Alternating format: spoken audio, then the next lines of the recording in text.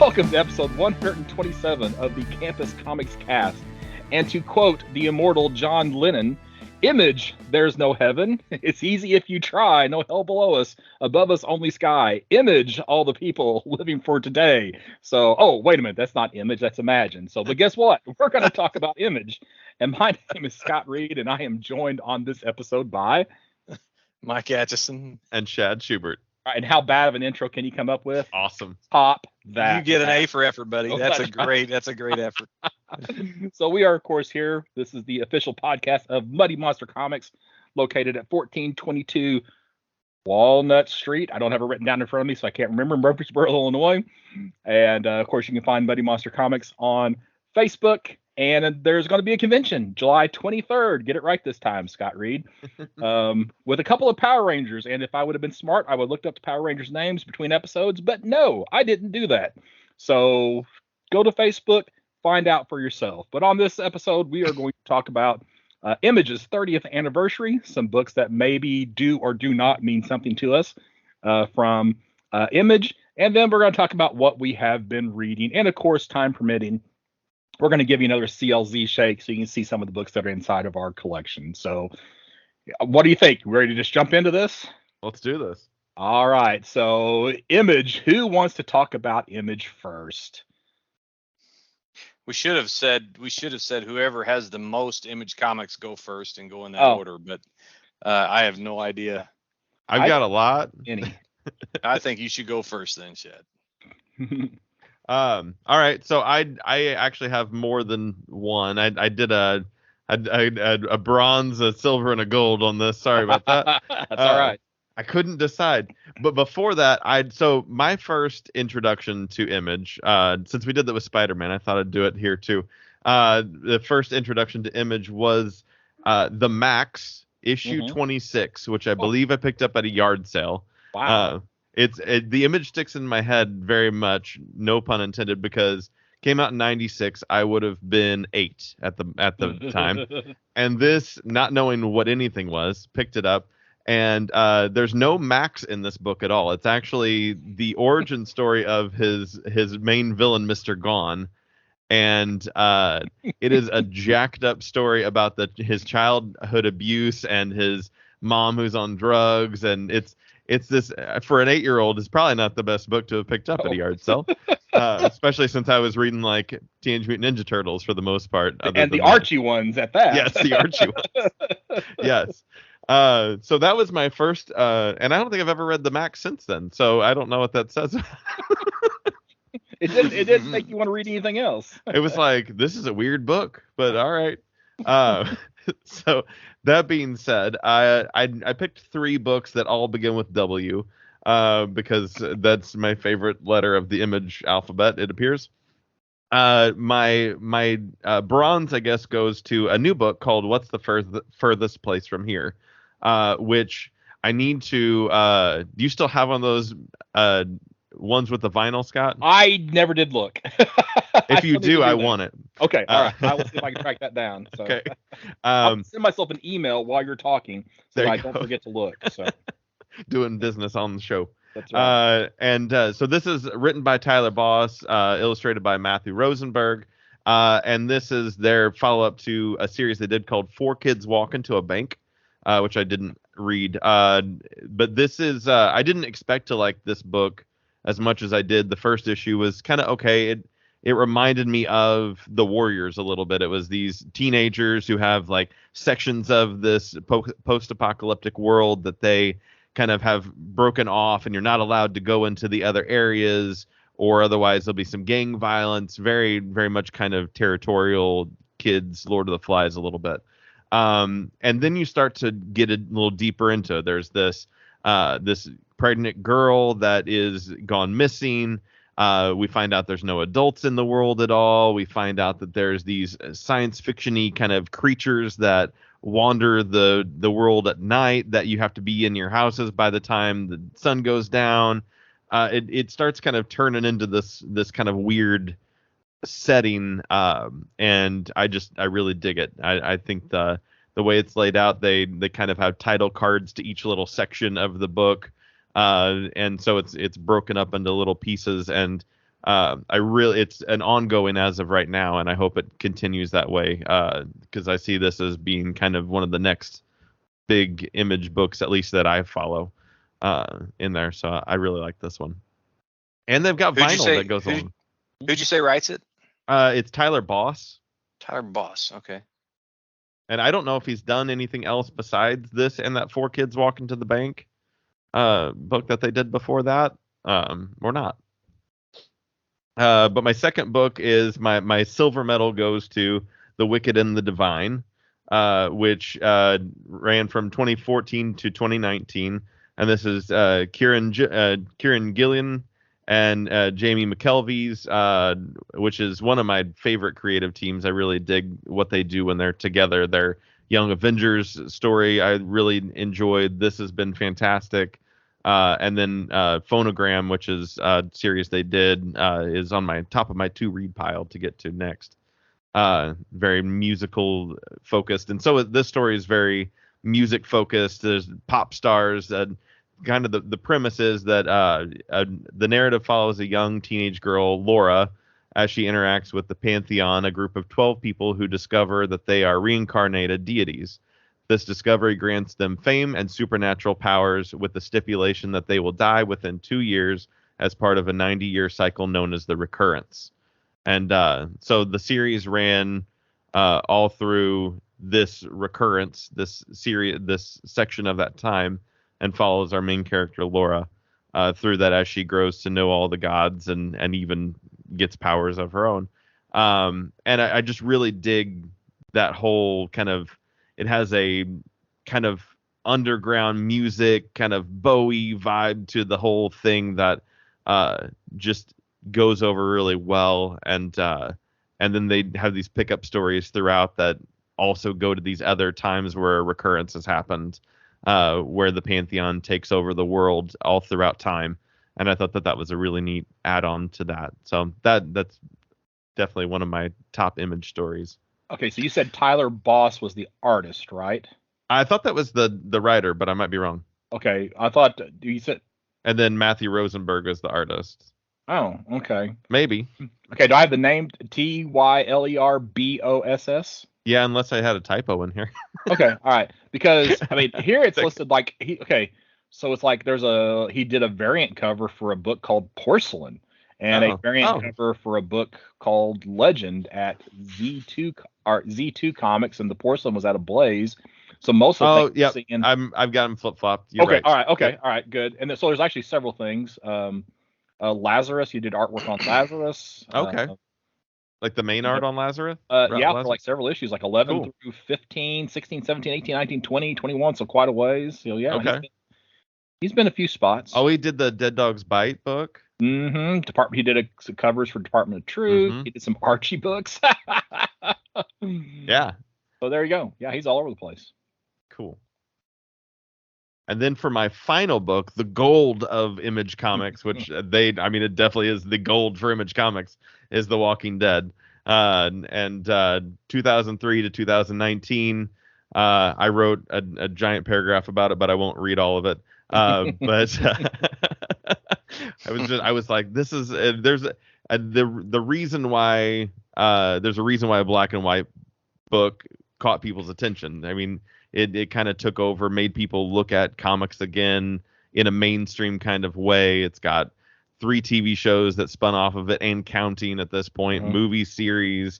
We got Clementine that's coming out in a couple of months, which is a new spin-off book off of this. Video games, you name it. But really, it comes down to, even though I think we all agree it gets goofy at times, where they kind of jump the shark.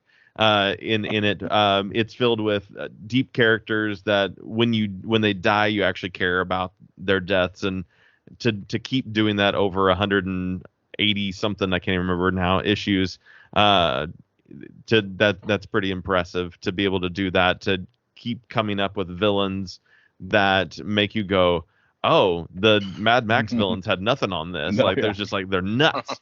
And at the same time go, I guess that could happen if you took away civilization. Like, there could be a guy who just keeps his zombie daughter trapped in a closet and decides that he's going to be the governor of this land or whatever it may be, or talks to a bat because his wife died. Like, there's all kinds of things that you get into, and that all comes down to Robert Kirkman's writing is so smooth, some of the smoothest writing that I've read, I think, and it is able to give unique voices to characters throughout that, and the tone of the artwork that's set by Tony Moore that Charlie Adler is able to pick up from there for the majority of the book afterwards.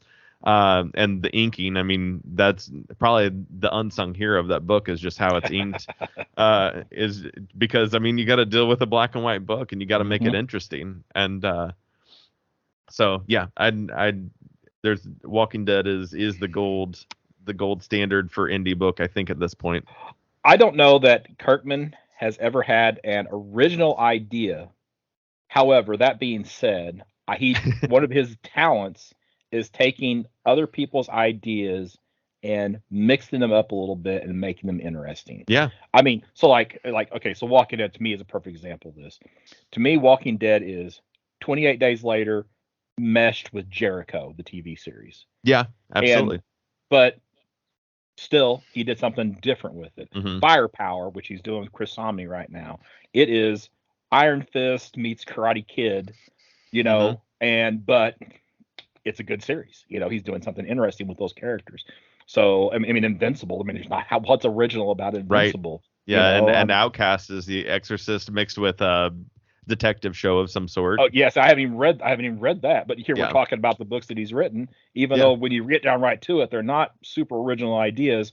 But I guess it's like his characterization that you mentioned. Yeah. Is what Oblivion Song's probably his most original that he's got, I would say, out of any of them. But still, I'm sure you could find some pretty good mashups of some. But you're right. But he's got good characters. I've only read the first issue of that. But I couldn't come up with anything off the top of my head that's a mishmash of. He must have some appeal to the wider audience, past comic fans like us. My brother, this is the one and only comic book he's ever read religiously. Really? At all, actually. I mean, he's not a comic guy, but he loves this series. Did he watch the TV show before he read the comic and then went back? Well, that could be. I don't know. Well, and Kirkman's a carnival barker. He's the kind of guy who's going to get out there and he's going to talk about his stuff. He's on your mainstream medias. He's a face that you can recognize and go, that's Robert Kirkman. And there's not a lot of comic book creators that you get that way. Yeah. Right. All right, Mike, you want to go next? You want me to go? It's up to you. It doesn't matter to me. So okay, well, instead of us boring the audience with who goes first, no, you go. We could rock paper scissors for it. You want to run? That'd be awesome. I lose every time. I might as well just let you go. I won't be very long because I didn't have a chance to write many notes, really any at all. Notes, I'm going. What are those? Yeah, notes. I mean, Image is a company that I've only recently really started buying a lot of series from, because they have transitioned from the company that was, in the 90s, it had some stigma, but also was a lot of people admired them for breaking away from the big two. But they represent creator-owned properties and stories, and I think that there's the most room for innovation in this company out of all of them. Even though other independents like IDW or Boom or Dynamo, whatever, there's a lot of places where creators can go these days. But I'm a big fan of Brian K. Vaughan, and he's probably known best for series like Saga recently, and if you go back a little farther, Why the Last Man. But I really started picking up Paper Girls trades because of his name. and the fact that Cliff Chang is the artist. And not knowing anything about the story, when I went into it, you start reading, you soon find out that this is a time traveling science fiction where a bunch of literally paper girls, where they're the girls that have their own paper route in the 80s.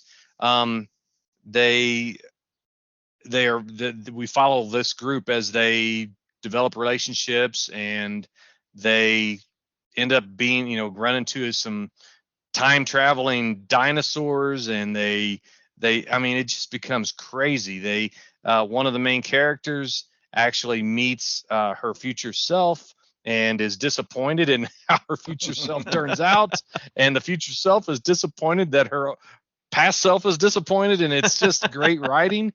It's a lot of fun. It's something that young people and people, middle-aged people, it's an all ages audience, truly. And it's got that Stranger Things feel, in a way that it's got that aesthetic of the 1980s, and it's a teen adventure. And the characters are great. There's some sadness, there's some happiness. It's a beautifully crafted adventure. I'd recommend it to anyone.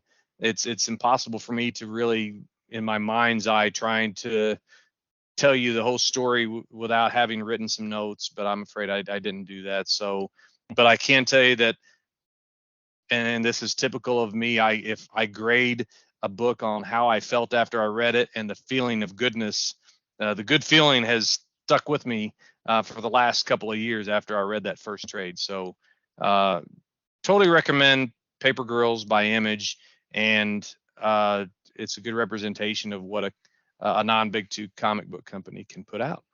I didn't realize that went for 30 issues. I'll have to. I didn't realize it ended. Oh. Yeah. Yep. It doesn't miss a beat on stuff. You won't be disappointed. I really don't think. I've not read it. I've not read any of it, so I should definitely but pick it up. So I haven't been disappointed by Brian K. Vaughan's writing ever. So. All right, ready for me? You done? I'm done.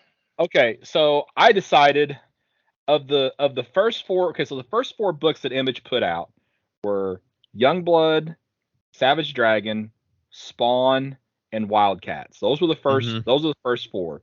And there was like 5 or 6 months between those first four issues, coming out. I think I saw that Youngblood was like in April, and like Wildcats maybe wasn't until like August or September or something of the same year. So it took them a while to get going.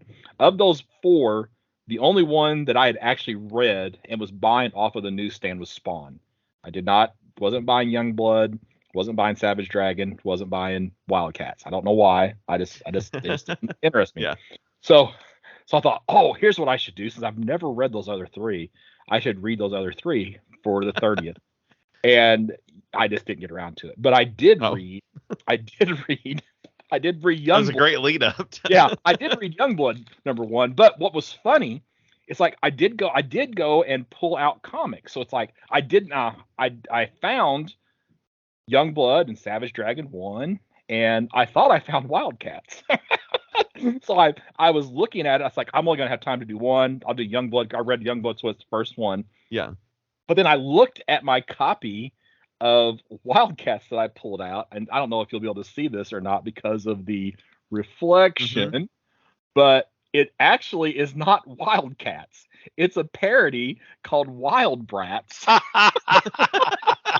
I had stuck because I just saw the cover and that's too good, and didn't even realize that it was a different book. And what actually I finally noticed is right here on his pant leg. This is what triggered it. It said, "Caution, do not overinflate." I'm like, what?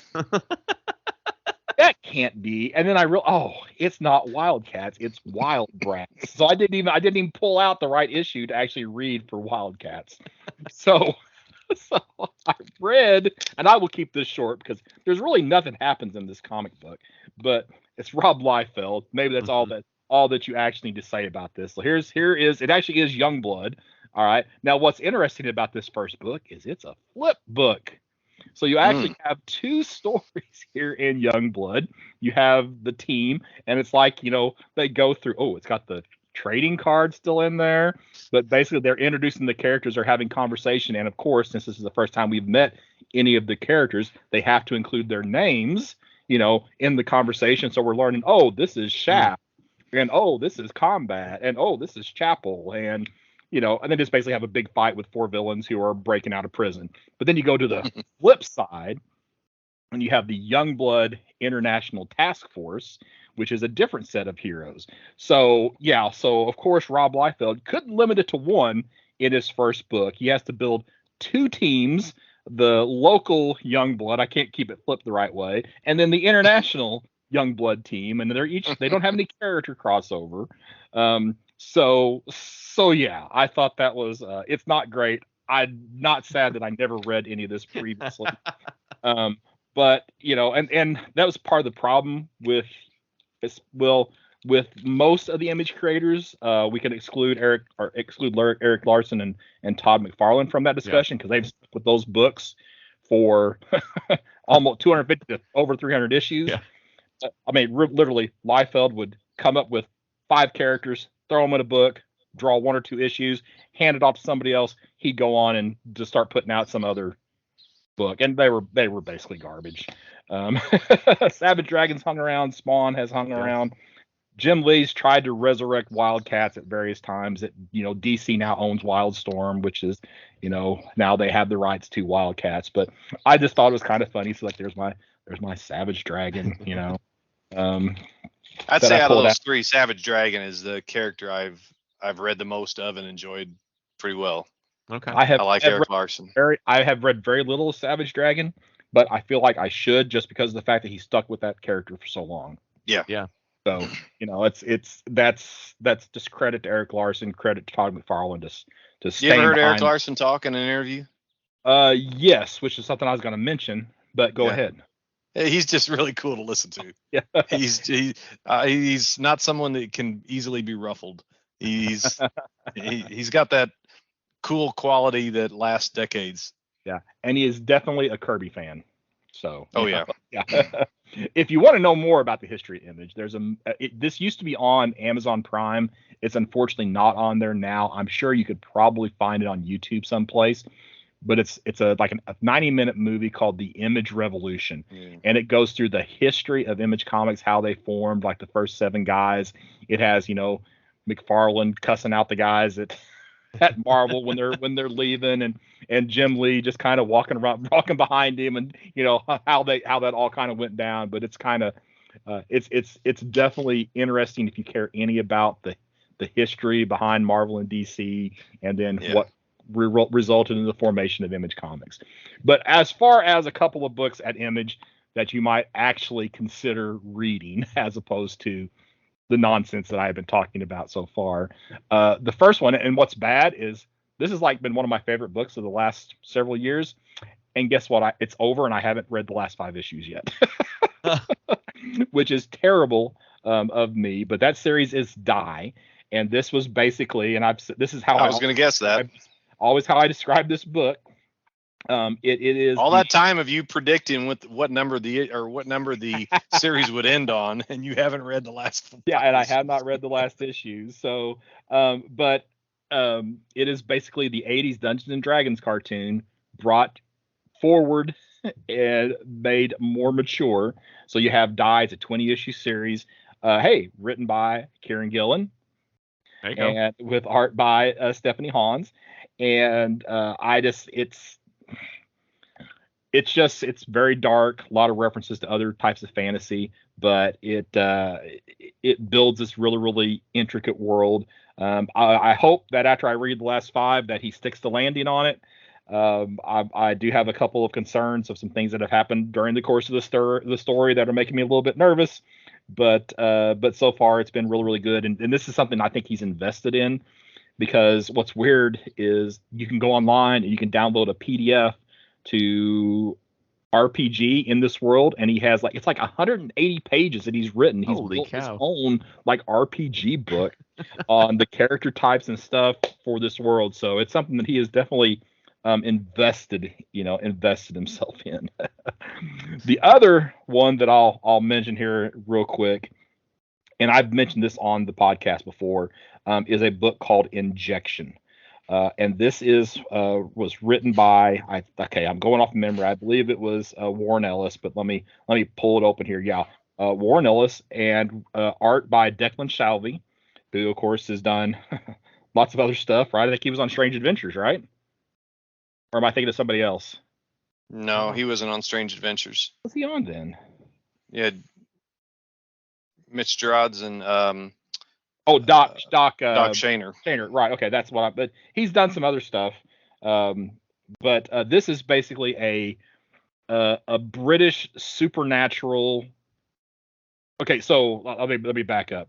This group creates this artificial intelligence, and it somehow, and I don't remember the exact specifics of it, but it basically starts creating these supernatural things in the world. And it's all tied to British or British Isles mythology. And you have these investigators that are having to go in and basically figure out what this AI is doing and try to stop this AI. It actually only runs for about 15 issues, if I remember correctly, so 3 volumes worth. But it was definitely extremely interesting, and is another one of my favorite books. I have I've got a couple copies of the first issue actually in my collection. So if you're looking for a supernatural mystery type story, with it's definitely one worth reading. So it's just another one. That's the most I've ever heard of that title, and I might like it. Yeah. Declan Shalvey did Moon Knight with Warren Ellis. Okay. And then it looks like he did some Deadpool. And maybe I've just seen his name as like a variant cover artist on a lot of stuff. Yeah, absolutely. So I know his name's popped up a lot recently, and maybe that's what it is just variant covers. So. All right, so I guess we should all give a thumbs up to Image over the last 30 years, just for, if nothing else, shaking up the industry a little bit. That's right. And for sure. Really making a push for creator rights for their properties. And there's been a lot of good stuff. An artist who's been at my convention in the past, Jeremy Hahn, he's got a lot of creator-owned properties at Image, and then some at other companies as well. Mm-hmm. So it's kind of made that a little bit more. Artists and writers realize they can do their own books and not be tied into having to do things for Marvel and DC and existing universes. So, and really things like what Vertigo was kind of a response to Image, right? Yeah if we didn't have Image, probably wouldn't get Vertigo. That's true. But Marvel did, though. Marvel had Epic, their Epic line, which predates Image, where they had a little bit more creator focus, but probably not the level that Image gave creators. So, not to steal any thunder from Image in that regard. So, all right. Anything else to say about Image? I don't think so. Oh, all right. No. So happy 30th in Image. All right. So next up, we're going to talk about what we've been reading. So if you paid any attention to the podcast, you know that we've been reading Rorschach and Stray Dogs, and We Only Find Them When They're Dead, and Immortal Hulk, and Strange Adventures. I read Avengers on my list, so I misspoke there. But so we'll knock those out. We won't say those again. So Shad, what have you been reading recently that you'd like to talk about? All right. I've got a short list of some weird books for you. On the top of the list is what I've already talked about it. What's the Furthest Place from Here? Issues 1 through 5 of that from Image. It's been a great read. Can't wait to keep on reading it. And maybe eventually here soon spin up some vinyl while I'm reading it. All right. And then I've been reading a book called Heavy Metal Drummer from Behemoth. And it is I'm still out on whether I actually am enjoying this or not. It keeps piquing my interest every time I read an issue. I'm like, I like that. So I've got 2 down. I think the third one just came in. It's a 6-issue mini about an alien invasion in this town, and you've got this junky heavy metal drummer that is supposedly supposed to be saving the day, but at the end of issue 2, I still haven't seen much out of him, and the invasion is well on its way. So he better pick up the slack. But it's been okay so far. It's my first.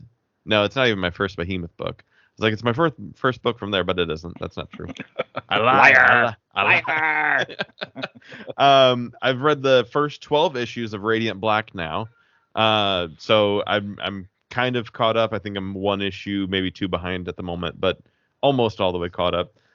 It's been really strong at the very beginning. It took a weird turn halfway through the first storyline of it that I've been having trouble recovering from, but everything around it has been pretty good.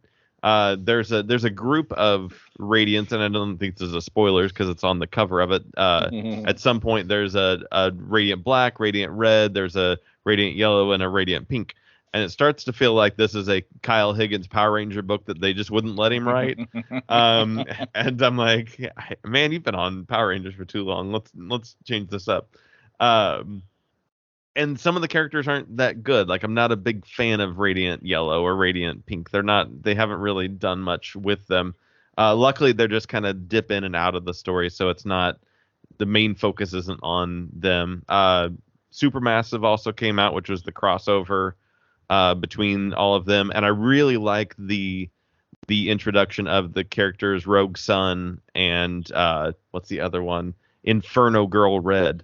I feel like those two are a lot more fleshed out characters, and I haven't gotten into reading the Rogue Sun miniseries yet, but that's high up on the list at the moment. Also, a couple other books real quick. Frankenrocker and the Jailbait Punks, issue number 1 from Bad Kid Press. It was actually really good. Yeah, I know you have a lot of titles that have something to do with music in them. Yes. I don't know why. There's a book called Cities of Magic that come up from Scout Comics. Pentagram of Horror, which is Scout Comics' new imprint, Black Caravan, which is a horror book, if you could imagine. Cult of Icarus, which is from Scout. I'm really liking Scout lately. They've been doing some good books. And then, the Lego Ninjago Garmadon book came out. I read the first issue of that. Everything I wanted out of a Lego comic, but I don't like the ninja part, so that's the thing that's going against it, but I'm sticking with it. It's visually, it's exactly what I wanted, though, so I'm digging that. I read Slumber number 1, that Image book that I think we liked the concept a lot about it, where they're in the dreams and they got to pull out the bad dreams and things, but the artwork was real kind of unsure about it. Definitely unsure about the artwork. It doesn't come out well. It's just it reminds me of, I'm not a big like Rick and Morty fan, but it looks like it's trying to be Rick and Morty a little bit in the way that it goes through. The artwork doesn't change up. It feels very adult animation in what they're trying to sell you on there, and just not for me.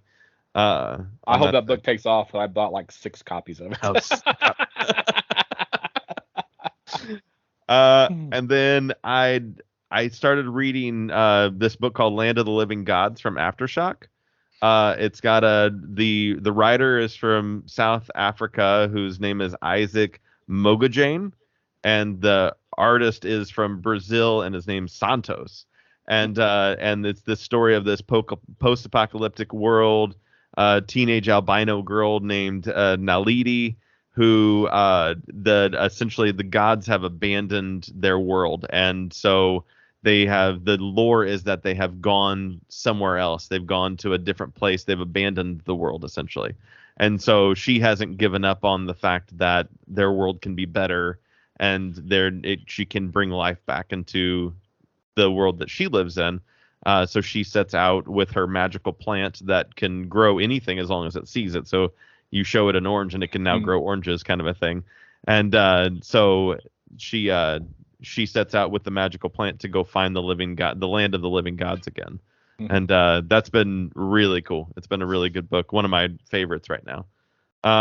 Read first 4 issues of Crossover. That's been pretty cool. And I started reading the 2016 Batman run, the Tom King Batman, some more Tom King. And I'm only like 3 issues into it at this point, so not quite enough to give any kind of feedback, but I'm digging it.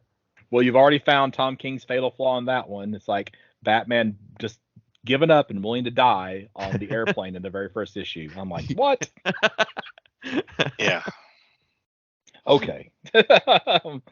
Tom King, fatal flaw. That's my laundry list of books I've been up to. All right. Okay, Mike, you went first last time before me, so I'll go this time. Okay. So, all right. So I have a very boring list of books that I've been reading, just because of the fact it's almost all Marvel with just a couple of exceptions. I made the I made the mistake of deciding that I'm going to read the complete Master of Kung Fu run. So I started at Special Marvel Edition 15 and went all the way to the end of Master of Kung Fu 125. And I should have stopped. It's not particularly exciting and not particularly well written. But you've started something, so you've got to finish it. But I started something, so I got to finish it. And I had a guy I know whose opinion I respect, and him and a buddy of his, and they get together. They talk about this book as if it's one of the greatest books of all time. Yeah, it's not that good. The whole concept of a kung fu master working for MI6 is just it just didn't work for me. And then they break off from MI6, and it almost is a romance comic from time to time. And it's like, how many different Bruce Lee films can we steal scenes from? It's not great. So. But anyway, so read the entire run of Master of Kung Fu. Did spend a little bit of time catching up on some of my regular monthly books like Eternals, Iron Man. Finished up the first volume of Chip Zdarsky's Daredevil run, which led into Dark Reign. Dark Reign, is that right? Devil's Reign. Devil's Reign. Thank you. Right. I almost thought it was scary to change to Dark Victory because that's what's next on my list. But those were good. Eternals is actually surprisingly good. Iron Man is still really, really strong with Christopher Cantwell, and of course I already said Zdarsky on Daredevil. I also, because I'd never read Batman Dark Victory, we talked about Jeff Loeb and Tim Sale, so there you go. I actually really enjoyed that quite a bit. Not quite as good as Long Halloween, but still really, really strong. And here I went into some nostalgia reading because I just had these memories of certain books that I read when I was younger. And it's also amazing how your memory fails you. But there was a Avengers Annual number 9. There is the bad guy in this book he's basically a robot who goes by the name of Arsenal, not to be confused with DC Comics, Arsenal, Roy Harper Arsenal. Mm-hmm. So, but anyway, he somehow basically awakens up inside of Avengers Mansion and wreaks havoc. And I just remember having these really, really strong things. There was an artificial intelligence behind the robot that was tied to Tony Stark's mother, and 9 or 10-year-old me thought that was really, really powerful. So I went back and reread this, and I actually started by Arsenal's first appearance, and I didn't realize this because I'd only ever read Avengers Annual 9. The villain's first appearance was in Iron Man number 114, which is actually the first half of the story. No. So I don't. Oh man, things make a lot more sense now.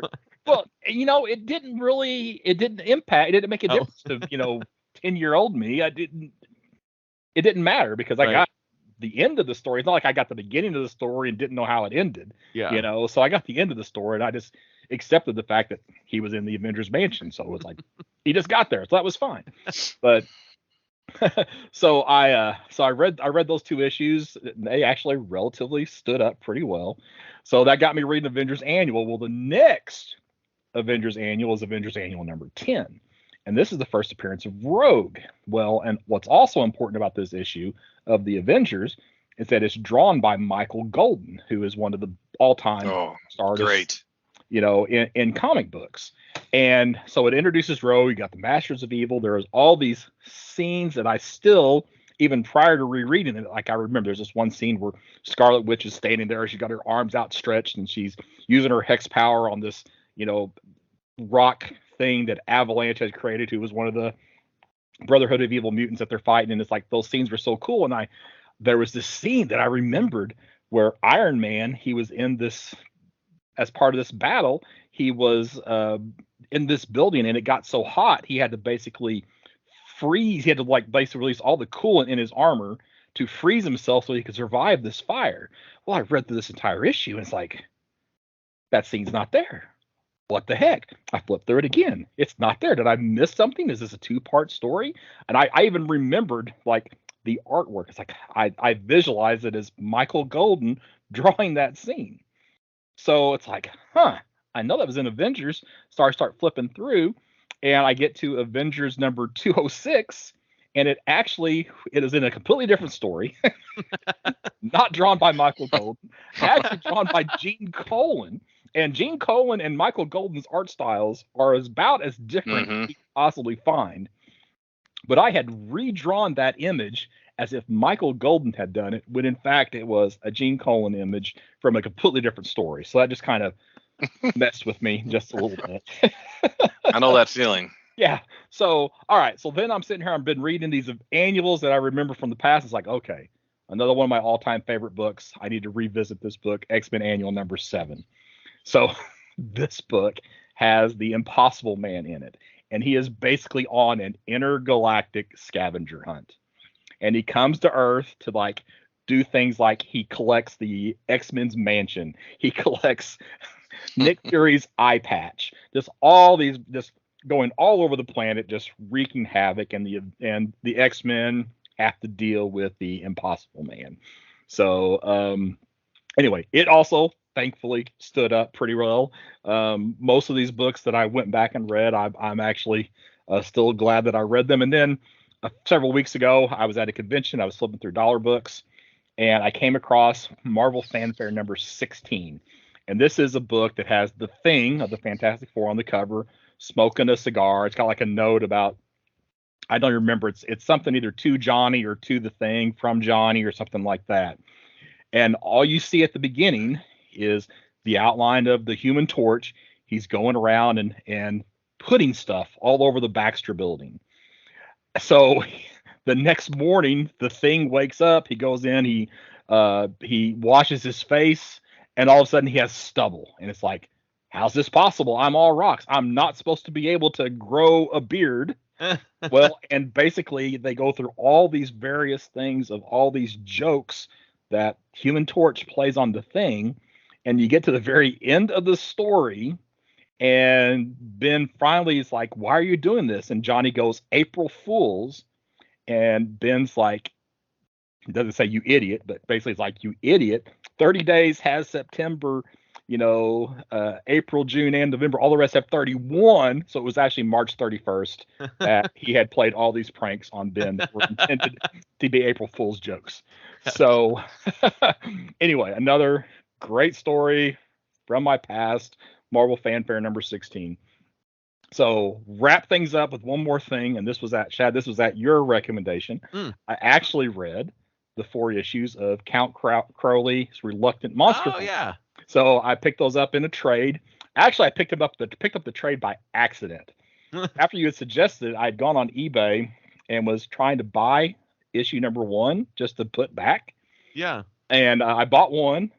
And then I thought I ordered another one. Well, I actually by mistake ordered a trade instead of ordering a single issue. So I was like, okay, well, at least I got it to read it. So I read it. It's actually pretty good, really, really solid. Glad I read it.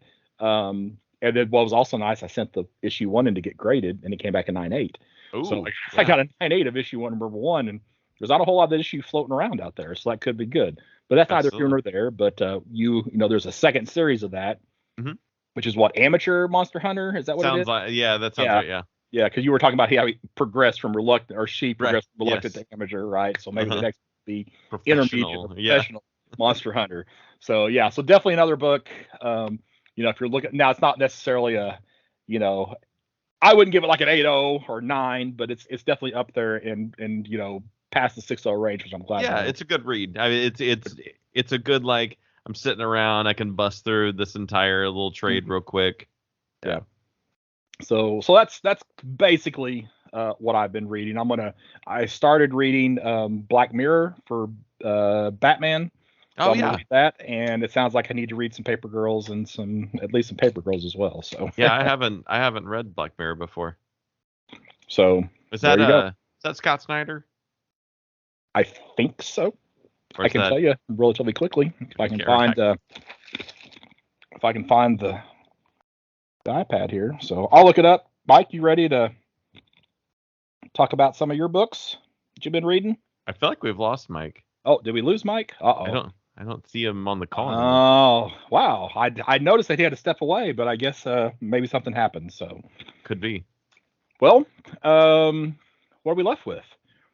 I guess we'll just CLZ shake it and shake it off. and go from there. So All right. So here I had to reopen my app here. Okay. I've got mine open. If you want me to go ahead and go. Yeah, go ahead. Go ahead and do it while I'm getting there. All right. It looks like The Devil Tree #1. This is from Blood Moon Comics. It came out last year. The plot is a ruthless serial killer brought his victims to an ancient oak tree. The torment of the victims endured is said to have seeped into the grounds around the tree and still stands to this day, haunted and visited by thousands every year, based on a true story. Wow. It is that. I think that was the reason why I bought it, because I was like, oh, that's cool. That's based on a true story. Sounds like a cool little horror comic. You read a lot of horror comics, don't you? I do, mostly horror comics. Horror or music. You need a horror music comic. Yes, and especially if I can tie the two of them together. And with vinyl in it. That's right. It was that wasn't good. I don't typically trash comics too much, but poorly written, poor art, and lettered bad. I mean, and lettering's like not even a bad thing that you can mess up too badly. But it looked homemade. I don't know how it ended up in the previews catalog. Well, for enough money, anybody can get in previews catalog. True. So. Good point. All right, let's see what we got here. Oh, Power Pack. All right, so this is one of those titles that I have like the entire run of. So what is it? It's at least it's not a licensed property this time. Now I do not remember reading this. I don't think I was still reading this. Came out in 1990. So I think I'd actually stopped buying Power Pack before this. So this is something I apparently picked up later on and haven't actually read. But, part of the reason why I was reading this comic is because, this would have been out and I think it started around 85, 86. And these were characters that I think the oldest one would have been about the Jack Power. Is it Jack? So I think it's Jack Power is the older one. No, that's the younger brother. I can't remember the older brother's name now. Maybe Alex, but he would have been about my age. So here it was. I was reading a comic about somebody who was approximately, my age. So I think that's what, kind of hooked me in. And I know I read this for at least the first 15 to 20 issues back when it was coming out in 1986. So Power Pack is a pair of siblings that have it's powers. Actually 4. There's 2 brothers, 2 sisters, and they get their powers from an alien.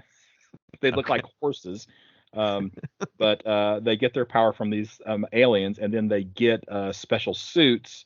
Eventually, I think from the Fantastic Four, they have the unstable molecules of the Fantastic costumes, so that they won't lose their costumes whenever they are, using their powers. But they're still at home. Both their parents are there. It was Louise Simonson was the original writer on this. I don't see who the writer was on this particular issue, but I think John Bogdanov was the artist early on Power Pack as well. So, but it was mainly just because it was about characters that were, my age, approximately. So that's why I remember really getting into this book at the time. So, gotcha. And I've held on to it. So, in fact, I was digging through comics last weekend and I found a bunch of 50-cent Power Packs. I just bought them all. I don't know why, but I just bought them all. I'll put together a set to try to sell and maybe improve some of the condition of some of the books that are in my collection. So. Yeah, there you go. All right. So I guess that's going to wrap it up. Shad, you know what we got coming up next? I believe we have previews coming up next. All right. So that should be the July previews. Or May previews. The May previews for July. For July. Yeah, you're exactly right. So, yeah. So, and Shad, if they wanted to track you down, what would be the best place to do that? They can find me on Facebook at Shad Schubert, SHAAD SCHUBERT, and always check out the Can't Get Rights. And I'm Scott Reed. You can find me at burgcomics.com, BURGcomics.com. And let's see, by the time this one gets out, my next show will probably be May 14th in Evansville, Indiana, and then Superman Celebration the first full weekend in June, which should be the 9th and 10th, the Friday and Saturday, I think is the 9th and 10th. I may be off a day one way or the other. And then, of course, the Muddy Monster Con, July 23rd, with a couple of Power Rangers. So be sure and stop in at Muddy Monster Comics for that. And, of course, just a reminder, if you haven't picked up your official first issue of the Muddy Monster comic yet, there are a few of the first prints left of that. I'm hoping that he's going to sell out of those and go to a second print, because he's got some ideas for some variant cover, and I think he's got some additional art that he included some of the pinups in the back of that book. So cool. I'm hoping for a second printing of that pretty soon. So all right, so there you have it. So that wraps up this episode, and we'll be back soon with reviews.